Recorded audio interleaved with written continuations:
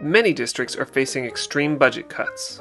Let's look at a hand that brings down the overall district budget by 10%, but still is able to make targeted investments to improve instruction in core academic areas. With this level of savings required, there won't be a lot of money to invest. But there are low and no-cost investments that can make a real difference. We'll start by investing in a teacher evaluation system that helps to set clear expectations and standards for teaching. A week of professional development during the summer trains and supports principals around this evaluation system. High-performing schools often set aside and pay for collaborative planning time, making it possible for teachers who share students and course content to work together to best address student needs. To make sure that English language arts, reading, and math are priorities, you can reduce the size of these classes to increase support during critical transition grades like 9th, and adding instructional time by doubling blocks in these subjects while reducing elective blocks. Response to intervention can be another important investment, supporting struggling students within general education and reducing the number of unnecessary referrals for special services.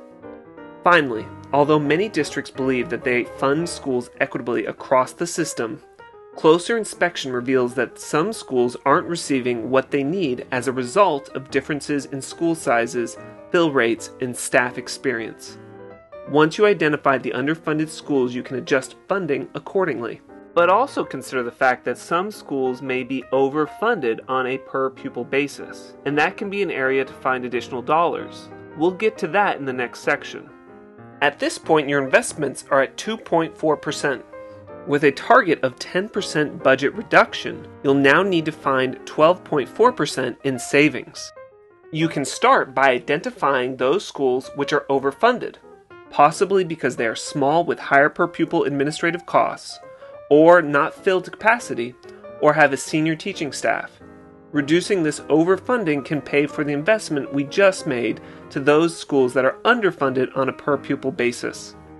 Additional options include closing or consolidating schools where enrollment is low, leasing unused space to community groups and other users, lowering the cost structure of very small schools by combining staff roles, grouping students flexibly throughout the day rather than in traditional one teacher, one classroom models, and sharing or looking for alternative service providers.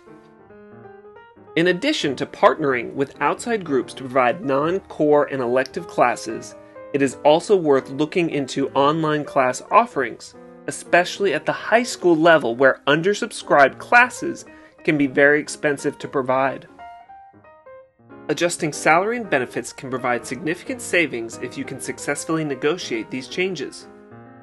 Consider replacing cost of living adjustments with market-based adjustments that are tied to actual revenue, and one-size-fits-all benefit packages with a menu of lower-cost options that employees can select from.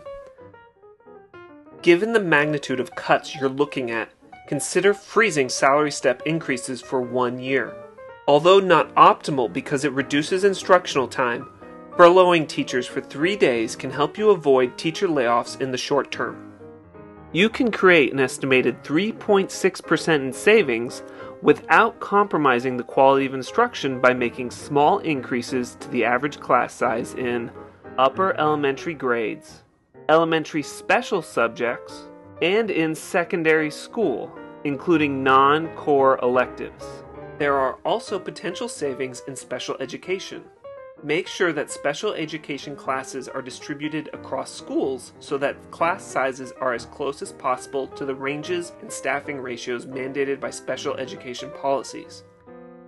You may find additional special education savings by rewriting individual education plans to optimize the number of aides and provide more flexible one-on-one and small group support. Most school districts have been forced to find efficiencies in non-classroom expenses, reducing the costs in such areas as facilities and maintenance. Congratulations! You've reached your goal! Click the Show My Hand button to see the cards you've played. While selecting some of these cards may make sense in your own district, there are dozens of other options for you to play. Select a variety of cards and explore the whys and cautions to see the options that make the most sense for your set of schools. To see a hand focused on improving teacher effectiveness and another focused on turning around low-performing schools, look under Winning Hands on the left-hand side of the page or scroll to the bottom. We hope you enjoyed playing our game. For additional information, visit our website, erstrategies.org. Thank you.